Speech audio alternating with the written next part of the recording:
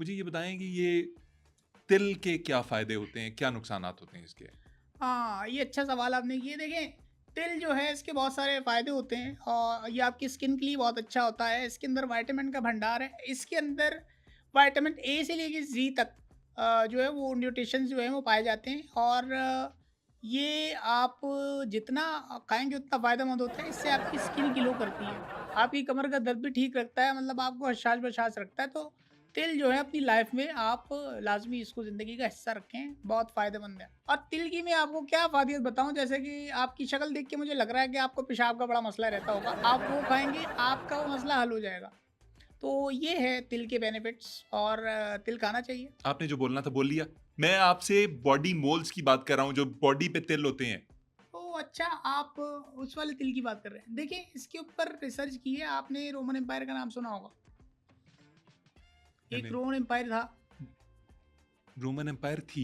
नहीं, Roman empire था, Julius Caesar. जैसे आप पे पाकिस्तानी एम्पायर है ना, अलीम डार, इसी तरह वो भी जूलियस सीज़र रोम का एम्पायर था। तो ये वैसे बड़ा मूडी एम्पायर था और ये हमेशा जब भी क्रिकेट का मैच होता था ना, ये कोलिजियम ग्लैडिएटर अरीना में ग्राउंड एक बना हुआ उनका, वो पत्थर आज भी आपको मिल जाएँगे तारीख के।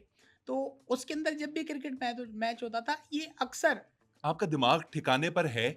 ग्लैडिएटर्स आपके ख्याल में क्रिकेट खेलते थे? यार, आप या तो मेरे से रिसर्च करवा लो, आप बीच में बहस कर रहे हो। मैं जो बकवास कर रहा हूँ वो गलत थोड़ी कर रहा हूँ। आपने क्वेटा ग्लैडिएटर का नाम सुना है? हाँ जी। तो वो है ना, तो ये नहीं हो सकता। अच्छा, छोड़े, तारीख के अंदर हाथ ना मारें। इसके बाद जनाब उन्होंने जो रिसर्च की थी, ये असल में मूडी एम्पायर थे, ये गलत आउट दे देते थे हमेशा। तो इनकी जो लास्ट इसके ऊपर रिसर्च थी जूलियस सीजर की, इन्होंने लास्ट रिसर्च की थी 44 बीसी में, जिसके बाद इनको असैसिनेट कर दिया गया था। कैसे? असैसिनेशन इनकी ऐसी हुई थी कि ब्रूटस ने जूलियस की टांगों के बीच में बल्ला मार दिया था। तो वहाँ से हुआ था ये मामला। लेकिन जूलियस सीज़र की जो रिसर्च है तिल के हवाले से जो उन्होंने की थी, उसके मुताबिक अगर तो आपकी गर्दन पे तिल है, नेक पे, तो आपकी उम्र जो है वो दराज़ होगी। अगर आपके फ़ोरहेड पे यानी कि माथे के ऊपर तिल है, तो आप लग्ज़रियस लाइफ़ गुज़ारोगे। मतलब पैसा, इतना पैसा होगा आपके पीछे, पैसा ऐसे भाग के आएगा जैसे कचरे वाले के पीछे कुत्ती लगती है। तो उस तरह ढूँढेगा आपको। अगर तो आपके सीने के बीच में सेंटर में तिल है, तो आप जो भी काम करोगे उसके अंदर आपको 50% नुकसान होगा और 50% फ़ायदा होगा। आपको पता है मेरा भी तिल है, नज़र तो नहीं आ रहा कहीं भी। जगह नहीं बता सकता ना, क्योंकि वो अक्सर नज़र लग जाती है। लोग कहते हैं, मतलब तिल जो है वो दिखाना नहीं चाहिए अपना, तिल।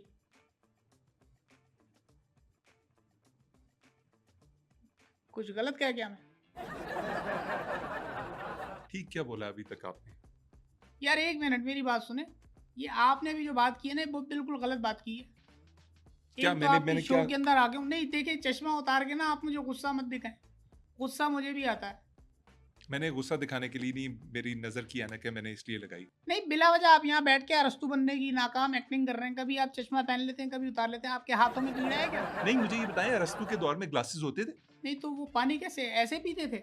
भाई ग्लास होते थे उनके दौर में। अरे आप ये देखें, बात से बात बिला वजह ना बहस दर बहस कर रहे हैं। भाई मैं इन ग्लासेस की बात कर रहा हूँ, ये रीडिंग ग्लासेस की। चलें और कोई सवाल पूछें। एक तो पहली दफ़ा आया हूँ मैं, दोबारा नहीं आऊँगा यहाँ पे। अच्छा, कॉन्सेप्ट ऑफ डायमेंशंस पे बात करते हैं। डायमेंशंस कितने किस्म की होती हैं? ये कैसे काम करती हैं? इनकी टाइप्स क्या होती हैं? क्योंकि लोगों को अमूमन इनके बारे में नहीं पता होता। हाँ, डायमेंशन देखें, ये बड़ा एक कॉम्प्लेक्स किस्म का सब्जेक्ट है और इस हवाले से किसी ने ऐसा वर्क नहीं किया कि इसका जो है वो सही तरह बता सके डायमेंशंस की कितनी अशकाल हैं। जहाँ तक इसकी प्रूवन डायमेंशंस जो एग्जिस्ट करती हैं, जो प्रूव हैं, वो दुनिया में 10 से लेके 26 हैं, लेकिन सही मानों में 10 जो हैं वो प्रूव हुई हुई हैं। आपको याद होगा कि एक मूवी आई थी इंटरस्टेलर, बिल्कुल आई थी। उसमें कूपर टेरेसेक क्यूब के अंदर घुस जाता है उस ऑब्जेक्ट में। वो 4D ऑब्जेक्ट होता है और उसके अंदर घुस के वो टाइम को कंट्रोल कर लेता है। ठीक है। अच्छा, कूपर जो है वो उस 4D ऑब्जेक्ट के अंदर बैठ के उसको कंट्रोल कर लेता है टाइम को, यानी वक्त उसकी मुट्ठी में कैद हो जाता है। तो ये दिखाया है इंटरस्टेलर में। अच्छा, अब आप आ जाएं कि इसकी जो इंटेंसिटी या फ्रीक्वेंसी है, थोड़ी सी और अगर बढ़ा लेंगे ना, तो ये हो जाएगी 6 डायमेंशन या छठी डायमेंशन। आपको याद होगा एक मूवी आई थी अपना मार्वल वालों की, एवेंजर नामी।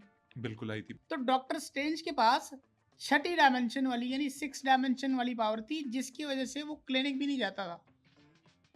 सर अब आप कर रहे हैं ना पते की बातें, अब लग रहा है कि आप किसी चीज के माहिर हैं, अब बता रहे हैं आपके आपके पास नॉलेज है, आगे बताएं। अच्छा, इससे थोड़ा सा आगे बढ़े तो हवा चल गई। हवा चल गई मतलब ये डायमेंशंस में हवा कैसे चल गई? नहीं, वो जो क्वेटा होटल में जो बार वाला था, वो जिस अखबार में पराठा लेके आया था ना, जिस पे सारी डिटेल लिखी हुई थी, वो हवा से उड़ के निकल गई कहीं। ये आपने अखबार के ऊपर पढ़ा था सब कुछ? हाँ, ये उसमें पढ़ा था, लेकिन मैं रुका नहीं, क्योंकि मेरी मेरी मेरे अंदर एक वो है, खोज मैं बड़ी करता हूँ। मैं चीज़ों को बारीकी से ना देखना चाहता हूँ। यार आप क्या ऑल फॉल बकवास किए जा रहे हैं? आपने अभी तक जो मुझे बताया वो सारा आपने एक अखबार से पढ़ा था। कुछ खुद से बताएं, कुछ डायमेंशन की खतरनाकी बताएं, कुछ ऐसी डायमेंशन होती है जो खतरनाक भी हो इंसान के लिए? हाँ, खतरनाक तो होती है। अच्छा, लेकिन गुस्सा करके ना पूछें, मैं बड़े कमज़ोर दिल का आदमी हूँ। प्लीज़ मैं आपसे आराम प्लीज़ से मैं आपसे दरखास्त। अच्छा, आप प्यार से पूछें जो आपने पूछना है। मैं ज़रा कमज़ोर दिल का आदमी हूँ, जो पूछना है तमीज़ के दायरे में धीमे लहजे में पूछें। प्रोफेसर साहब मुझे ये बताइए, डायमेंशंस में कोई ऐसी डायमेंशन है जो खतरनाक हो? हाँ, ऐसी ही डायमेंशन होती है खतरनाक। ये इसी यूनिवर्स में पाई जाती है? नहीं, ये पाई जाती है बाज़ार में।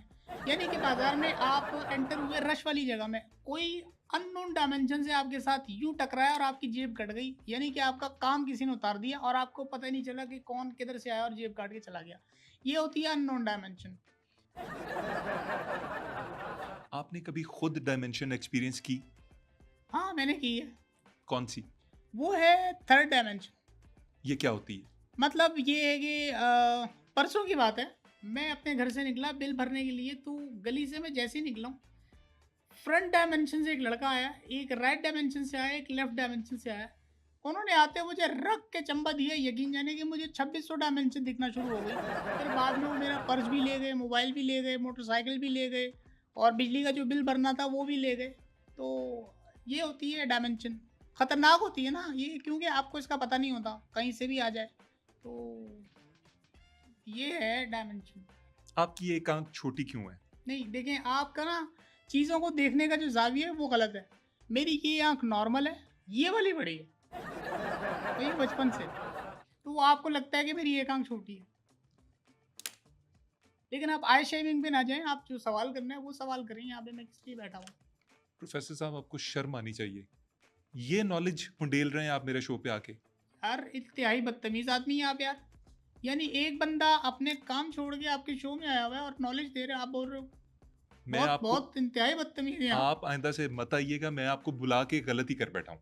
और आपको मैंने खुद को बुलवाकर गलती कर ली। जो मैंने ईमेल लिखी थी, आपको अपनी तारीफें की थी और इन्होंने बताया था ये आपकी नौजवान नस्ल को मैं बताऊँ। मैंने खुद गलती कर ली। क्या बता रहे हैं आप? नौजवान नस्ल को नहीं, क्या बताया पहले अभी तक? आप तमीज़ के दायरे में रह के बात करें, उसके बाद आगे बात बढ़ेगी। इस तरह नहीं होता। ये देखें ना, यही तो हमारा ज़वाल की हमारी निशानी है कि अपने उस्तादों को आप जो है वो इज़्ज़त नहीं देते। नहीं, कहाँ के उस्ताद हैं आप? किस नहीं, चीज़ के उस्ताद मैं हैं? अपनी बात नहीं कर रहा, मैं तो नॉर्मल बात कर रहा हूँ, जेनेरिक, कि यार उस्ताज़ा आप की अभी इज़्ज़त तक करें, एहतराम करें। आप अभी तक मेरे शो पर सिर्फ जेनेरिक बातें कर रहे हैं। जो चीज़ें मैं आपसे पूछ रहा हूँ आपके पास उनका जवाब नहीं है। आप लंबी-लंबी छोड़ रहे हैं, आप फ़ज़ूल की बातें कर रहे हैं। यार मैं किसी अच्छे गेस्ट के साथ बैठा हो सकता था इस वक़्त।